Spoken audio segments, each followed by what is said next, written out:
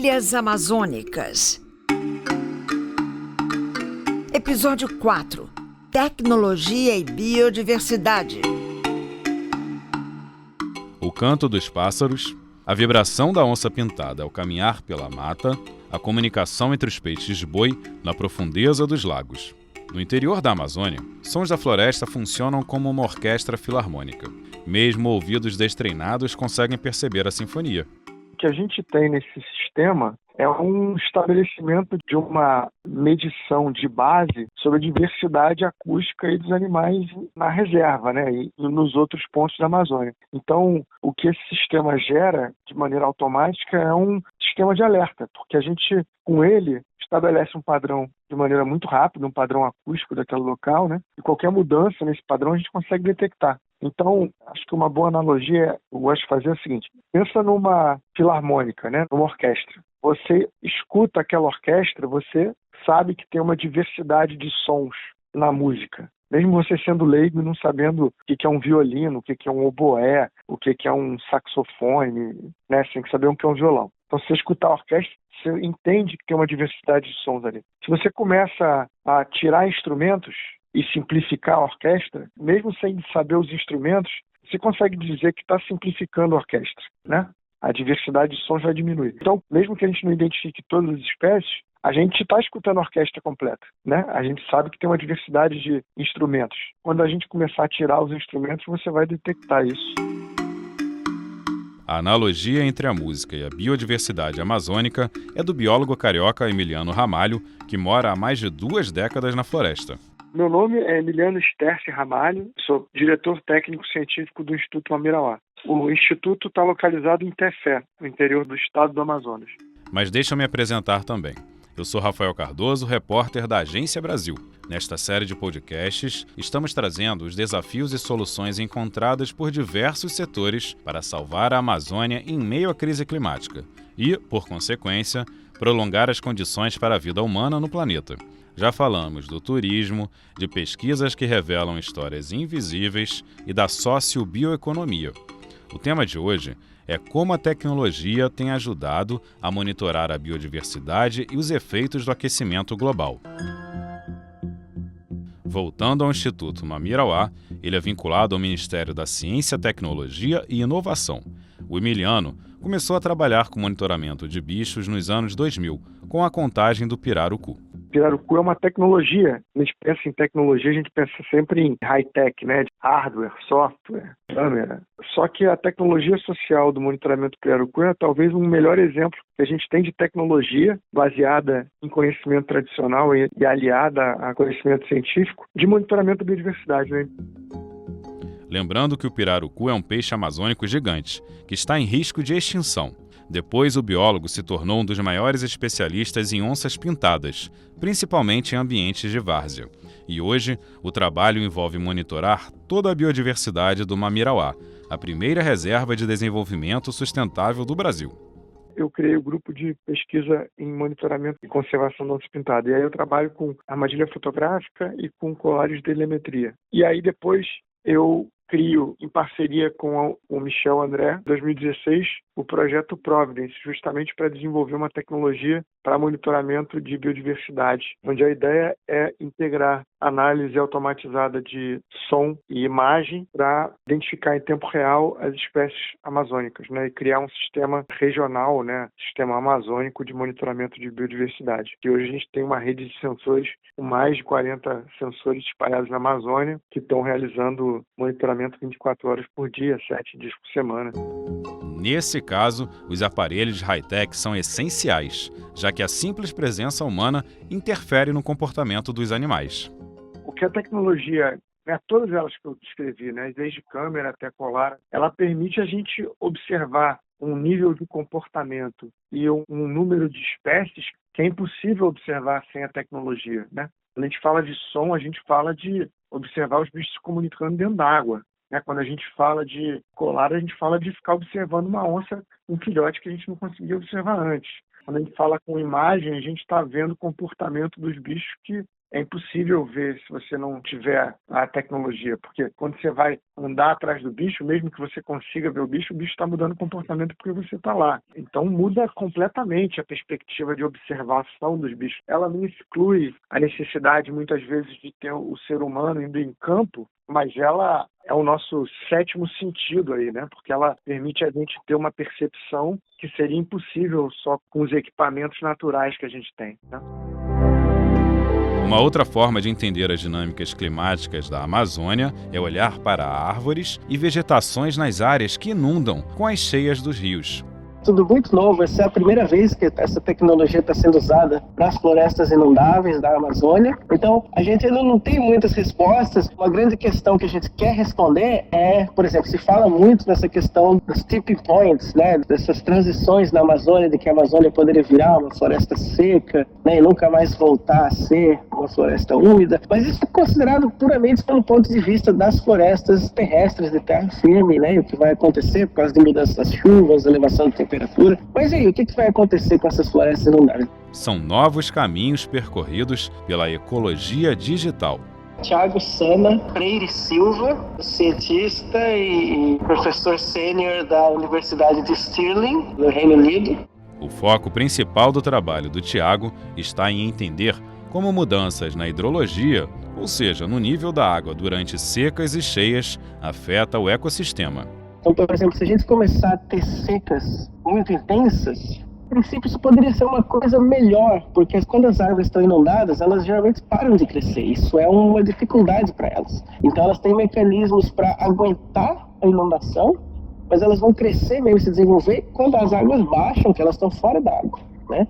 Então, se a gente começa a ter secas maiores, inicialmente você poderia pensar, poxa, isso vai beneficiar essas florestas, porque elas vão ficar fora da água mais tempo. Mas, ao mesmo tempo, por causa de aumento de temperatura, pode ser que justamente durante essa época de pouca chuva, quando as águas descem, aí falte água. E aí essas árvores vão estar estressadas, então, por causa da seca, igual as árvores de terra firme. E aí elas vão ficar numa situação muito difícil, porque elas não podem crescer quando elas estão inundadas, mas elas também não podem crescer quando elas estão fora d'água, porque vai ter uma seca muito intensa. Então elas podem ser ainda mais vulneráveis do que as florestas de terra firme, ao que a gente está vendo de mudanças climáticas.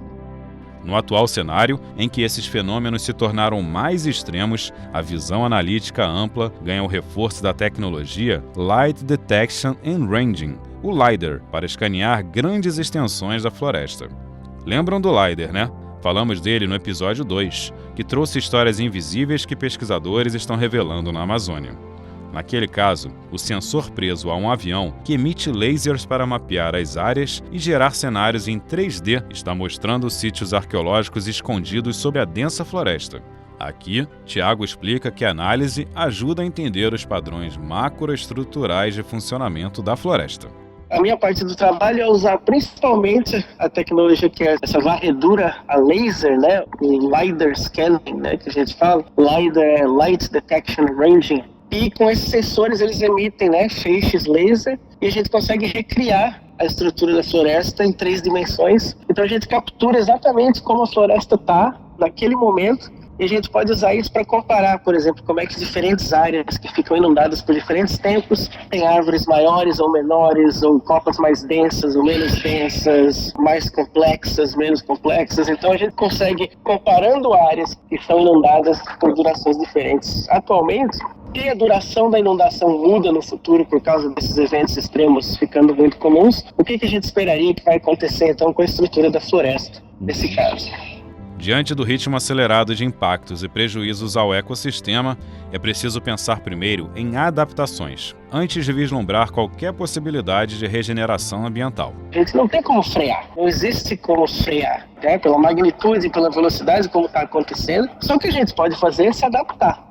Então o que a gente espera é pelo menos entender o que está acontecendo e conseguir prever com antecedência como essas mudanças vão se acumular ao longo de algumas décadas, e isso pode ajudar a gente a ter estratégias melhores de como preservar essas florestas. As pessoas que vivem e dependem desses ambientes, né, vão ter que se adaptar disso, porque isso tem influência na pesca, isso tem influência no turismo, na biodiversidade, na própria subsistência dos povos ribeirinhos que dependem desse ciclo de inundação. Então, acho que isso é uma coisa que talvez as pessoas tenham que acordar, é que não tem como frear as mudanças climáticas, né? Fazem décadas já que está todo mundo falando que isso tem que ser ser reduzido e não é reduzido, e a gente chegou num ponto agora que a inércia vai levar o sistema para essa nova situação. O que a gente tem que fazer é entender como lidar com essa situação da melhor maneira possível, né? E tentar não deixar ela pior do que ela já está nesse momento.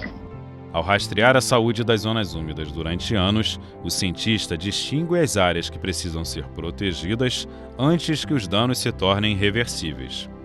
Enquanto há estudo, há esperança, mas não é fácil. Um dos grandes desafios, a gente, tanto para conservação como para restauração, é se você conserva ou restaura pensando no ambientes presentes, daqui a algumas décadas esse ambiente não é mais o mesmo. E aí as espécies que você escolheu, os lugares que você escolheu preservar, não são mais ideais, né? Então acho que uma das coisas que essa previsão é muito importante é para a gente escolher áreas que a gente possa proteger, que vão ter as espécies que a gente espera proteger no futuro e não só agora. E também, se a gente pensar em regeneração e restauração, que áreas que a gente pode recuperar, ou quais espécies a gente teria que usar para recuperar essas áreas, sabendo que a hidrologia mudou e como é que isso é feito. Saindo das áreas inundadas, vamos para as alturas verificar como os sinais do desmatamento e da crise climática são percebidos no ar. Eu sou a Luciana Gatti, cientista do INPE, coordeno o Laboratório de Gases de Efeito Estufa no INPE e sou especializada em fazer coleta com avião na Amazônia para os gases de efeito estufa. Luciana é química e trabalha no Instituto Nacional de Pesquisas Espaciais. Desde 2003, ela atua na área de mudanças climáticas, com foco no papel da Amazônia na emissão e absorção de carbono. O que nós aprendemos aqui é uma sequência de mais de 1.000 coletas usando avião na Amazônia ao longo desse período. O aviãozinho ele vai nesses 4 pontos. O avião começa em cima e aí ele coleta em várias alturas e a gente depois pode calcular as emissões de carbono ou metano ou N2O ou CO e aparece do perfil vertical. A gente chama que é essa coleta em várias alturas. Acima de 0, nós estamos falando de emissão. Abaixo de 0, nós estamos falando de absorção, remoção de carbono da atmosfera. E vocês podem ver que nessas 4 regiões, quando a gente vai lá, a resultante, infelizmente, é positiva, que fala que a Amazônia virou uma fonte de carbono. A Amazônia virou fonte de carbono. As análises mostram que, atualmente, a floresta emite mais gases do efeito estufa do que absorve, mas isso varia bastante entre as 4 áreas pesquisadas. Nós temos 4 grandes áreas, vamos chamar Nordeste, Sudeste, Noroeste, Sudoeste. Se vocês olham esses números, Nordeste 0,41, para cada metro quadrado, ali é emitido por dia 0,41 gramas de carbono. No Sudeste 0,32, no Sudoeste 0,03 e no Noroeste 0,05. O que isso quer dizer? Que tem uma discrepância gigantesca entre uma região e outra da Amazônia. Por quê? Essa foi a grande pergunta que nós percorremos atrás e que nós fomos aprendendo como esse clima funciona, o que está acontecendo com esse planeta que está ficando doido. Bom, a primeira coisa que começou a dar luz, a gente calculou quanto cada área estava desmatada. Essa que mais emite já foi 37% desmatada, até dezembro de 2018, agora está em 38%. Essa daqui foi desmatada 28%, é a segunda que mais emite. Essa daqui, que está quase que neutra, quase que a floresta consegue compensar tudo que as emissões humanas jogam na atmosfera. Mas o desmatamento é bem menor, veja. Ele é menos da metade do que o desmatamento lá na região nordeste da Amazônia. Em outras palavras, a floresta que está sendo modificada pelo desmatamento ao redor vive em uma situação de estresse. Vamos lembrar do nosso Código Florestal? 20% é o número mágico dele. Olha esse cenário, quanta sabedoria tem nos 20%. Só que nós estamos extrapolando os 20%. E esse é todo o nosso problema. E não adianta falar, em média, a Amazônia está nos 20%. Tá, mas a natureza não tem essa de média. O lado leste da Amazônia tem uma parte que está quase 40% desmatada e outra parte que está quase 30%. E isso quer dizer o seguinte, essa parte já está funcionando de maneira doente. Nós já estamos vendo consequências terríveis e está influenciando já todo o resto da Amazônia e o resto do Brasil.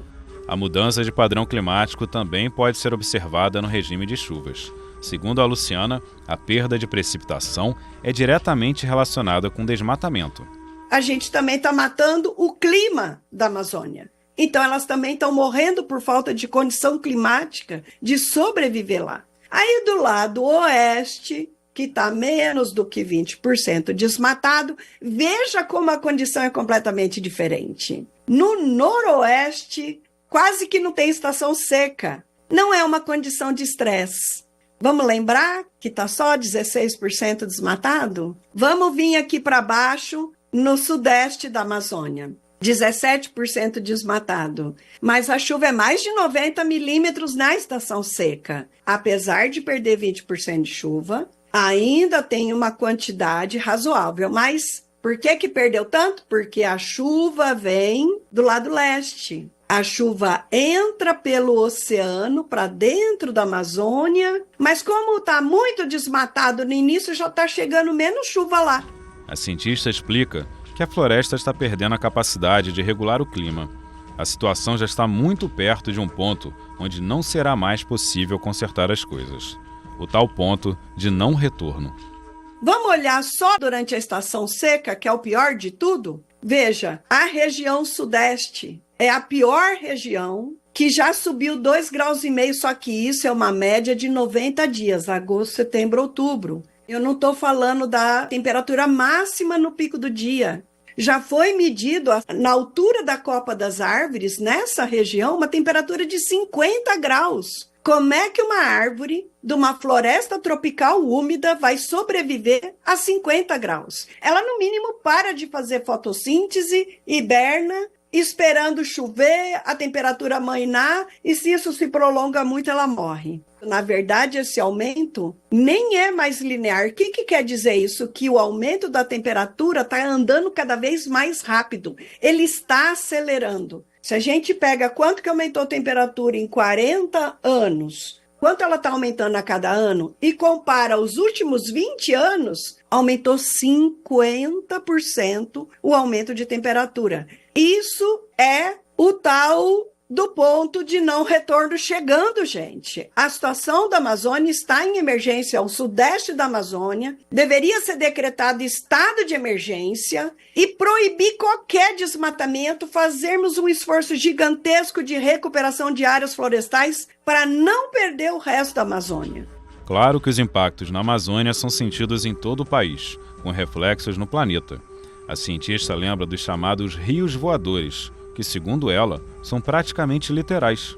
A floresta amazônica joga na atmosfera quase que a mesma quantidade de água que o rio Amazonas joga no oceano por dia. O rio Amazonas joga no oceano o equivalente a 20% de toda a água doce do planeta nos oceanos. É muita água. Nós estamos falando, gente, de um chafariz gigantesco, é um rio Amazonas sendo jogado para a atmosfera por dia. Isso faz toda a diferença no clima, toda. Por quê? Porque para a água sair do estado líquido, que ela está no solo, no estado líquido, a raiz da árvore vai lá, pega aquela água e joga na atmosfera na forma de vapor. A água, para sair do líquido e ir para o vapor, ela precisa receber energia na forma de calor. Então, na atmosfera, ela rouba calor da onde ela está. Por isso que quando você está num bosque, num parque, é mais fresco. Não é só por causa da sombra da árvore. É por esse processo que a árvore está jogando vapor de água para a atmosfera. Então, as árvores, elas estão fazendo chuva e estão reduzindo a temperatura. Na medida que se desmata, estamos reduzindo a chuva e aumentando a temperatura. O cenário geral é desesperador. Mas em Tefé, por exemplo, que fica na região mais preservada da Amazônia, há esperança enquanto a natureza consegue se perpetuar sozinha. A Mirauá é um local muito bem preservado, né? Então, essas espécies que eu estou descrevendo, onça, pirarucu, a gente não tem detectado mudanças de impacto ou humano ou climático relacionado à atividade humana, essas espécies até o momento têm sido bem geridas, né? A onça com baixa mortalidade ou ampla conectividade, o pirarucu a partir do manejo de base comunitária, e as outras espécies, como o sistema está implementado há poucos anos, a gente também não tem detectado grandes mudanças nos padrões. Apesar da gente ter um dado muito fino, a gente não tem nenhuma indicação de mudança dessas espécies. Mas esse tipo de sistema permitiu, por exemplo, a gente detectar os peixes-boi de maneira muito eficiente, por exemplo, dentro do lago, coisa que a gente não conseguia fazer com observação, que é muito difícil, com monitoramento acústico na água, né? Porque o sistema também permite identificação das espécies dentro da água, né? Então isso permitiu para a gente, por exemplo, detectar o peixe-boi com filhote dentro do lago Mamirauá, que era uma coisa que era super difícil de observar. Fazia quase 10 anos que a gente não registrava, e aí com análise acústica, né, permitiu a gente detectar o bicho lá dentro do lago, que é uma espécie ameaçada e tudo mais. A tecnologia tem ajudado a monitorar os ecossistemas para que eles sejam preservados, ao mesmo tempo em que difunde o conhecimento sobre ele. A gente consegue ter uma ideia da situação desses ecossistemas de uma maneira muito mais rápida, ou às vezes de uma maneira remota. Então, hoje em dia, com essas tecnologias, por exemplo, né, de internet das coisas, e por causa da conectividade em qualquer lugar, via Starlink, via celular, você pode ter sensores monitorando a floresta em tempo real, sem você ter que estar na floresta, especialmente porque durante os momentos de extremo climático é muito difícil você chegar nos lugares para ver o que está acontecendo, né? A gente consegue ver mais coisas, mais frequentemente, com mais detalhes, e às vezes a distância sem precisar estar no lugar, e isso dá um poder muito maior para a gente acompanhar essas mudanças, né, e documentar essas mudanças, e especialmente o escaneamento laser. Eu acho que isso é uma oportunidade fantástica para educação e divulgação, porque a gente pode levar um lugar como as áreas úmidas amazônicas, que são bastante remotas e que a maioria das pessoas, até mesmo no Brasil, nunca vai ter a chance de visitar, mas a gente pode levar esse lugar até elas através de realidade virtual e experiências desse tipo, para que elas conheçam e entendam quão fascinantes e quão importantes esses ecossistemas são. Será que a humanidade ainda consegue mitigar a crise climática para evitar a própria extinção? A ciência tem dado o alerta há décadas, mas o tempo está cada vez mais curto. Então vamos lá. Como reduzir emissões? Em primeiro lugar, reduzir o desmatamento, não só na Amazônia, mas também no Cerrado. Reduzir a produção de petróleo e não construir termoelétricas, né? Esse é o principal cenário no Brasil. Em segundo lugar, como resfriar as superfícies das áreas rurais e urbanas? Em primeiro lugar, reflorestar. Em segundo lugar, reflorestar. E em terceiro lugar, reflorestar, mas não com eucalipto e pinos. Reflorestar com espécies daquela região, porque são aquelas árvores que conseguem fazer aquele sistema funcionar. Observem como os estados que mais estão sofrendo eventos extremos são Rio Grande do Sul, Bahia, Espírito Santo. Essas regiões têm um monte de eucalipto plantado, pinos, está se transformando num enorme celeiro de soja e pastagem. Resgataram uma parte do ecossistema para poder minimizar a temperatura, para ela poder dar uma refrescada.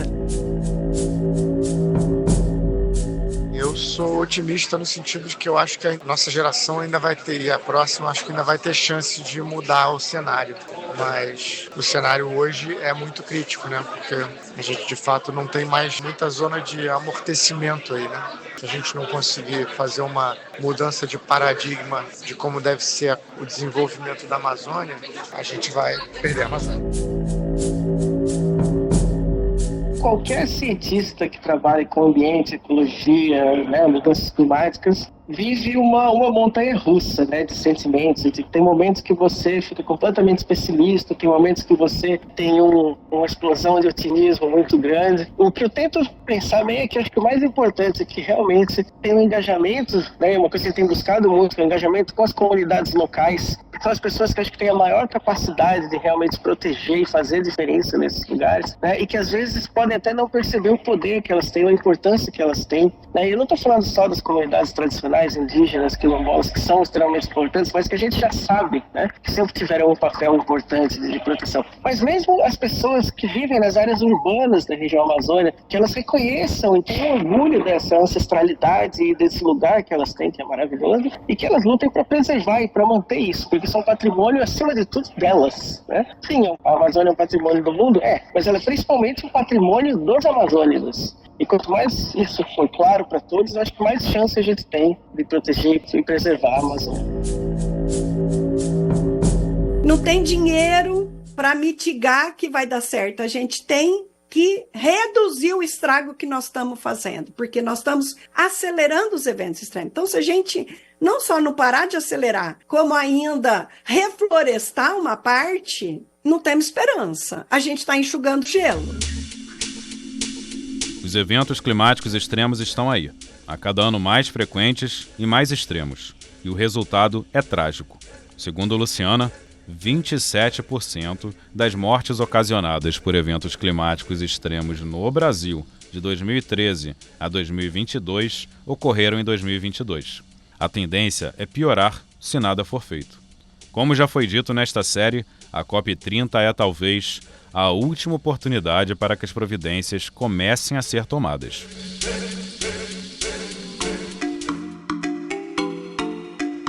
O podcast Trilhas Amazônicas é uma parceria entre a Agência Brasil e a Rádio Agência Nacional, 2 serviços públicos de mídia da Empresa Brasil de Comunicação, a EBC.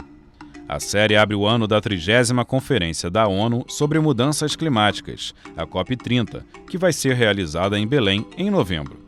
A equipe viajou a convite da CCR, patrocinadora do TEDx Amazônia 2024. Não conseguimos recuperar o áudio da pesquisadora Luciana Gatti no TEDx Amazônia. Então pegamos no YouTube a participação dela em uma reunião da Comissão Especial de Prevenção e Auxílio a Desastres Naturais da Câmara dos Deputados em março de 2024. A reportagem, entrevistas e apresentação foram minhas, Rafael Cardoso. Adaptação, roteiro, edição e montagem de Akemi Nitahara. Coordenação de processos e supervisão de Beatriz Arcoverde, que também faz a implementação web junto com Lincoln Araújo. Mara Régia gravou a vinheta e os títulos dos episódios. A trilha sonora original foi composta para nós por Ricardo Vilas. Também utilizamos a música Japurá River, de Wakti e Philip Glass. Identidade visual da equipe de arte da EBC. No próximo episódio, vamos trazer histórias de como a arte se mistura com a política e a luta contra a devastação da floresta e a crise climática.